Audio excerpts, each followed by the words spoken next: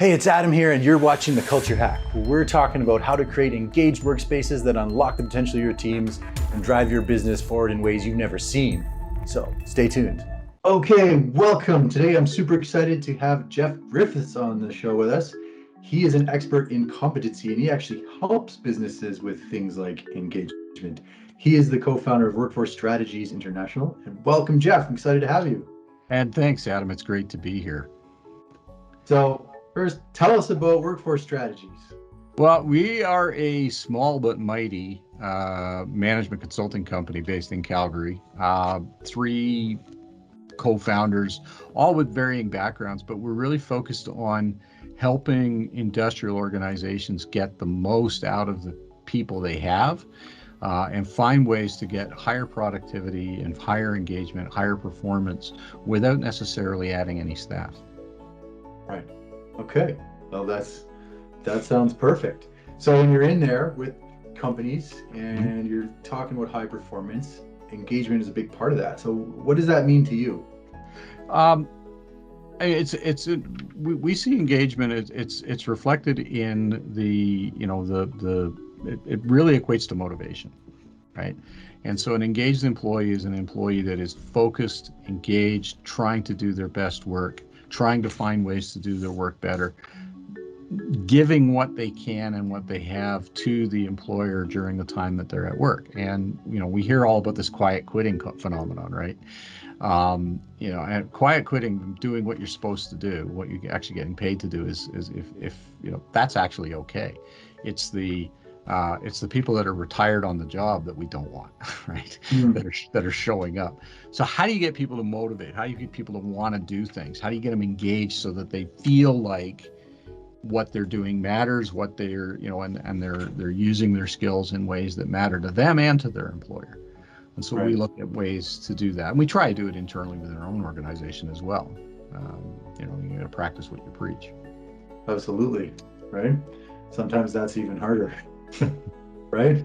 Yeah. So, you're out there, you're seeing a lot of companies, you're seeing people at different phases in their career, you're seeing different generations mix. These are some of the obstacles, but what are the main obstacles you see, things that you have to deal with in order to drive this type of engagement? I'll deal with it two different ways. Okay. We see a lot of organizations that are so process based and where, the people are the cogs in the wheel.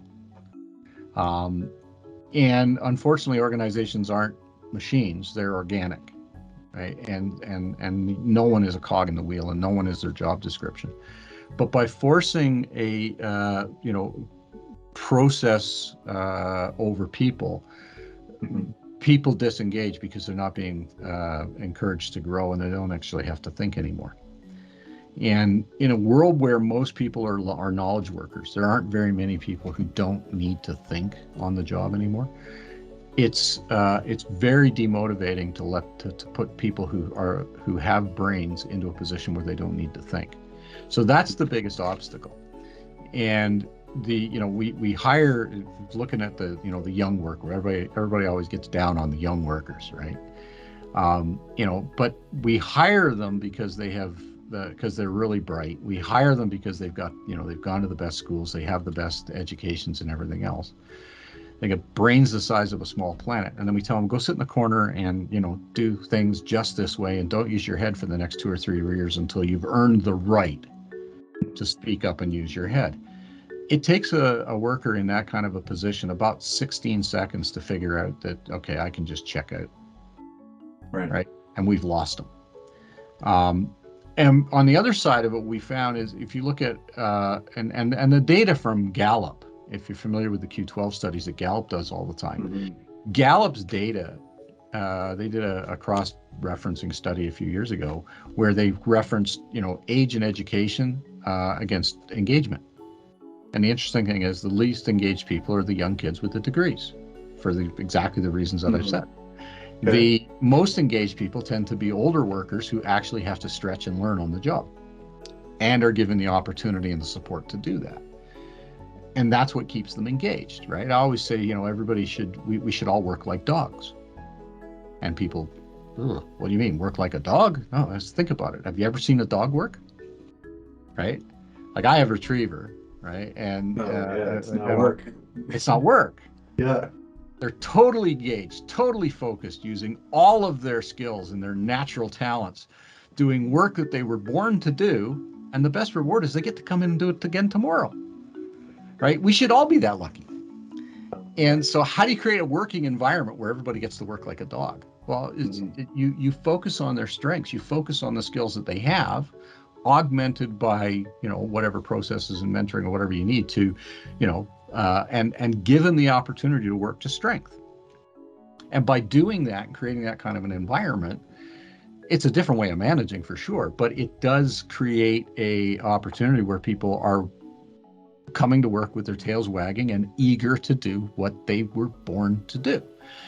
And so that's a management approach. And the other thing is how you structure your business so that you can take advantage of all that latent skill in the organization. So, we always talk about, if you took advantage of all the skills that people have, all the things that people can do, because no one is their job description, you could probably get twice as much stuff done, right? By allowing people to use all of their talent on the job. I was just talking the other day with somebody about if you were to survey your team, however big, and one question, scale of 1 to 10, how much of your full potential do you use every day at work? I'd be super interested to see what people would say. And then if you ask them, and how engaged are you at work, and cross-reference the responses, I would hazard a guess that the people who are approaching the end, like they're constantly having to stretch, they're living in what in education circles they call the zone of proximal development. Yeah. Right. That area where you can't do it by yourself. You have to stretch. You need support, right? You're out of your comfort zone. And I would suggest that the people that are there are more engaged. Right. I think so. Almost guarantee it without seeing the data. Right. Right. Okay. So this is really interesting. So keeping people in their uncomfortable zone, they might resist it, but that's really where they want to be in order to think and to have that kind of experience, right? Absolutely. So what are you seeing with companies now? What are they doing? What plans are they putting into place? I think we've all acknowledged that engagement is important and that we can get higher performance out of that. So what do you see? What are companies doing? Not as much as they should be. I'm amazed. We'll talk about what they're not doing first. And I mean there are examples of companies that are really doing interesting things in the area.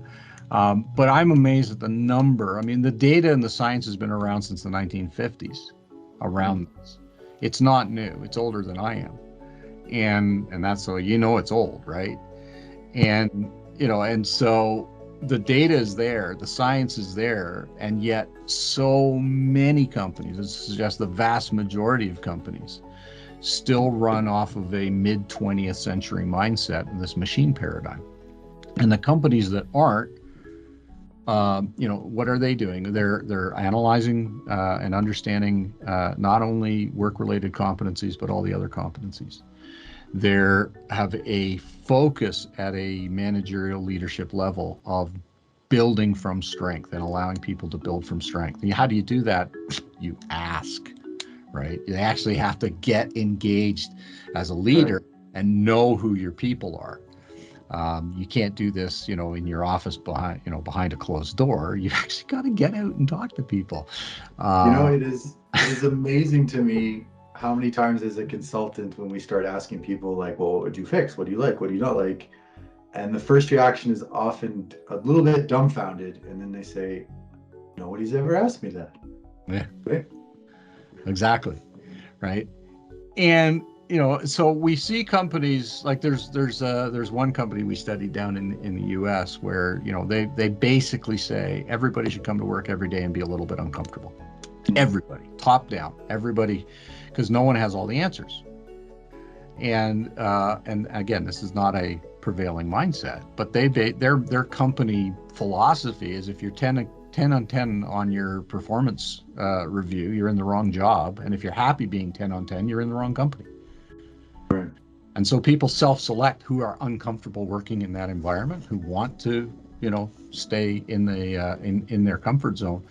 They don't last very long in a company like that because they're constantly pressured to be uncomfortable. Right. But a company that operates that way and is consistent in operating that way and recognizes that mistakes get made, and that's the part of the learning process. And we want to, we encourage low value mistakes, right? And learn from those mistakes. Companies that do that get, quantum levels of engagement over companies that don't. And we're also seeing, those companies are more resilient, more adaptable, more agile. They're future-proof because they've learned how to learn and adapt, right? I'm actually I'm giving a talk on this next week, but I'm doing another one. Actually, I'm doing another one tonight. Okay. Actually, for a group down in California, ASQ, quality engineering. Oh yeah. And so these are process people, and my whole point of the conversation is I don't care about your processes. It's people over process, which goes over well with quality engineers, as you can well imagine. Yeah. Well, it's certainly very edgy, and yeah. My point is, like, companies that focus on this from the leadership level, focus on understanding and developing competency and allowing people to grow. In fact, forcing people to grow and grow from strength cannot help but get higher levels of engagement.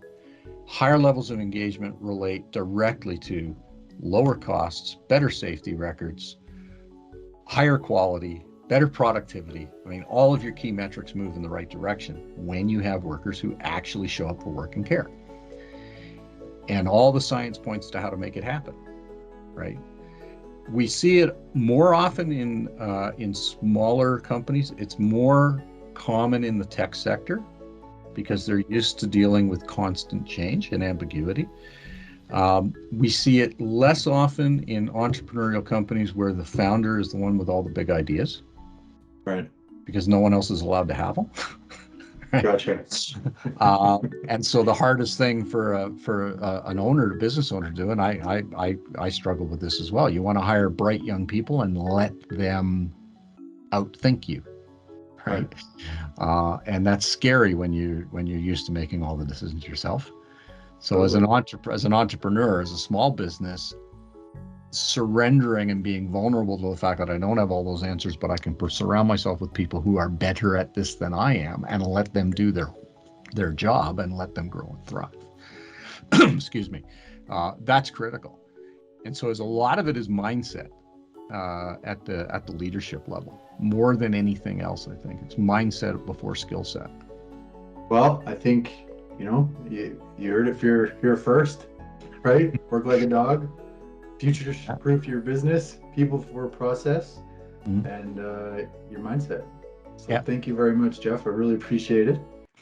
Absolutely. It's fun to talk about this. Like you and I, we've known each other a long time, and I could talk about this for like all day, every day. Right? I mean, we'll just keep going, right? Yeah, but it's great, and I love the opportunity to discuss this because I think it's critical, right? Organizations, particularly now, things are not as bright as they've been from an economic point. We got to find ways to keep plugging away and keep learning. Awesome. Well, thanks so much, Jeff. Appreciate it. All right, thank you. Hey, thanks for watching the Culture Hack. Do you want to chat culture and engagement? Give us a call and come on the show.